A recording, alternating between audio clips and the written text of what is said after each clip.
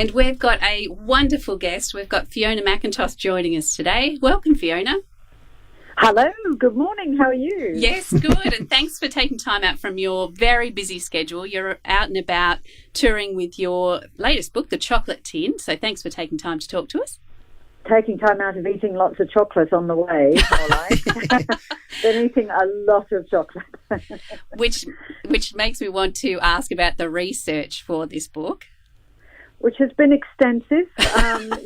Very reluctantly trawled my body through Switzerland and Germany and Brussels and Paris to gather up this story, and ended up in York in England, where the sort of capital of English chocolate, and ate far too much there, all in the name of research, but got the story. Well, you're a trooper. What matters. Yes. And yes. we should explain about the book, or maybe you'd like to explain about the sort of general story of The Chocolate Tin. Look, it's a World War One story, but set just after the end of World War One, and the chocolate tin is the sort of springboard for the story. It's a tin of chocolate that was sent to the front. Every soldier received this tin at around Christmas time in 1915, and one poor bloke doesn't get to eat his chocolate, and the person who finds him finds a note from his sweetheart, and so it's a sort of a labour of love to get that tin of chocolate back to the sweetheart, the broken-hearted girl waiting for him. But of course, that's just the beginning of the story, and the complications that ensue afterwards make it. It's a story about love versus honour, and ambition versus marriage, and chocolate melts all around it. Perfect. It's a sweet centre. You might. Yes, family favourites. You definitely need some chocolate nearby when you're reading the story. I've told everyone that, and in fact, I'm taking chocolate around the country with me and giving it away at all the events, just to make sure that everybody has some chocolate with those opening pages. Unfortunately, the chocolates are packed. They're beautiful, made by Stephen Horst, a fabulous chocolatier. But the way they're packed, they look like condoms. It's really funny. I'm so embarrassed that I'm handing these out. For your safe reading, Keeping it classy on the tour. Absolutely. Never one to get bawdy me. Now, where did you start with this story? Did you hear about the chocolate tin, or did you want to? That's not my modus operandi. I just knew that I wanted to write a story about chocolate, because it's something that has been part of the fabric of my life since I was chocolate is a clinical problem for me. So, and I am seeking help for it, but it's one of those things that I don't know why I took 31 books to finally get around to writing a book about chocolate, but here it is at last. So the way I work with all my stories actually is to go put myself out there into the locations that I think would make great landscapes for storytelling, and let the story find me. So I went all the way around Europe, just sort of waiting, and I found it almost by chance in York, and I wasn't looking for the story there. I was actually writing a story about York for some travel pages, and happened to just go through the museum there and saw this chocolate tin, and honestly, in a heartbeat, the story just landed in place in my mind, and I looked at my husband and I said, I've got it. Here it is. I've got this. I know exactly what I'm writing about. And came home, wrote the book in 12 weeks. So that's just how I work. It's a bit of a wonky way of being wired, but I'm working on the 2018 novel right now, the actual research, and I did exactly the same thing, just raced across into Europe and thought, come on, where's this story? And I found it on the streets of Prague, sort of on the cobblestones. It just sort of finds me, I think, and that's the way I let it raw. I don't like to plan too hard, and I let the story sort of write itself once I get the characters right. So 12 weeks to write. How many words a day would you do? I'm pretty disciplined about how I write, so I probably only have to write about 1,500 words a day, and I would only do that for 4 or 5 days of the week. And I do that all in the morning, so I'm very disciplined about how I approach the writing.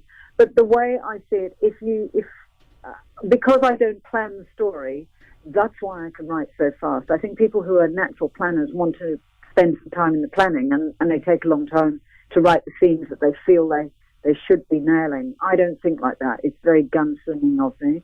And providing I've done all the research, which can be 2 years worth, providing I've done that, then the story, the writing of it is, just the part of the workload, the end part of the workload. And I don't find that hard. And I like the mystery of not knowing what's going to happen. So it just suits me to work this way. And has been incredibly successful for you as well. Well, yes, so far. I try not to analyse it too much because I keep thinking, oh my gosh, I don't know many other people who work like this, and I mustn't spook myself, But it does seem to work for me because I've nearly finished the next one. I've only got a couple of chapters to go, and the Christmas 2017 book is sort of ready, and I've written it exactly the same way. So I just have to trust myself. And we're all wired differently. All of us writers, as you well know, we all approach our work in various ways, and we still all get to the same end result with a finished manuscript, hopefully. Yes. Well, I think most writers don't finish their book. Would that be fair to say? Yeah, I think that's fair. I think there are a lot of people out there who want to write and then realise that a novel is a marathon. It's a really long journey, and you do have to pace yourself, and you have to get disciplined, and you have to hold faith with that set of with the cast and with your general outline for the storyline. But yes, people run out of steam, and we could spend all day as I go through all the reasons why people run out of steam. But the best advice I can give anyone who is setting out on the long journey is finish what you start.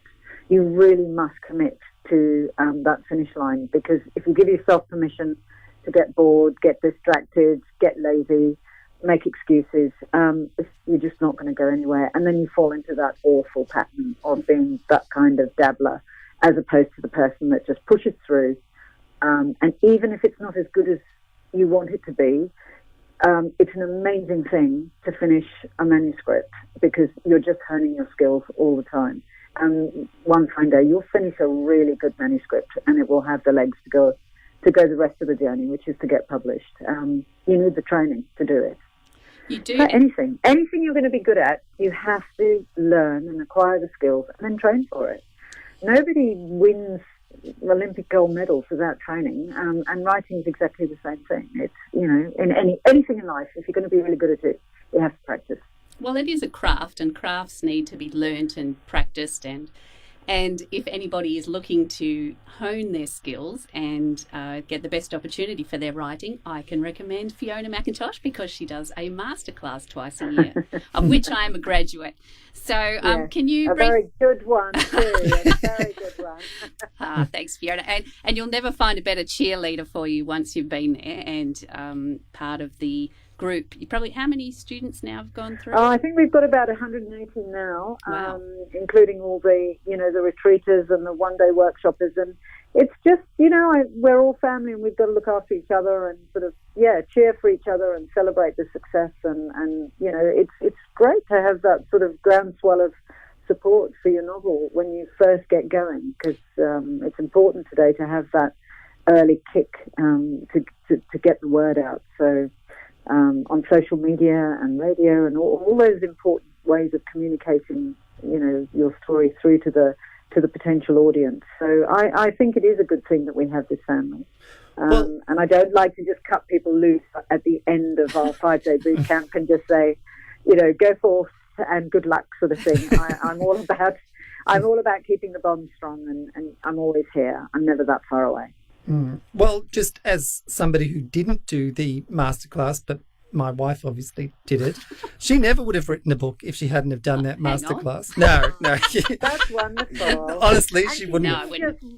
She didn't just finish her book. It's published by HarperCollins. So she's one of my little superstars, actually. And I hope the next one is gearing up for publication, and everything else she's done, which is really impressive. I'm really impressed, Sam. Really. Yeah, thanks, Fiona. We didn't really get you on to gush about me, but I'll take it graciously. Now, we should remind our listeners, for those in the West, you are coming to visit us in the West at the Newport Community Hub on Monday night. You'll be there for 6:30. You probably don't know this yet, but 6:30 till 7:45. It's actually, I think, a brand new place, so I'm looking forward to seeing that, and also these condom chocolates sound intriguing. Yes, I'll be bringing them. Yes, wonderful. Absolutely. Can't wait. I'm really looking forward to it. We've been with some wonderful audiences and having very chocolatey evenings everywhere we go. So I am really looking forward to this because I haven't been out that way before, so it'll be fun to meet a new audience out there. Wonderful. Thanks so much for joining us today. Fiona's book is in all great bookstores, and also if you'd like to know more about Fiona, her workshops, there's plenty of them, and I can, as my husband, tell everyone I would not have a book finished if I hadn't gone. I've dubbed her in. You can go to FionaMcIntosh.com and you'll see some beautiful pictures and all the information about Fiona and what services she's got there. There's great retreats and workshops, everything, and oodles of books as well to read. Thanks, Samantha. Thanks, Gordon. Good luck to you both. Thanks. And hello, everyone out there. See you soon. See you on Monday. Totally. Thanks, Lovely. Fiona. Thanks, Fiona. Cheers. Bye. Bye.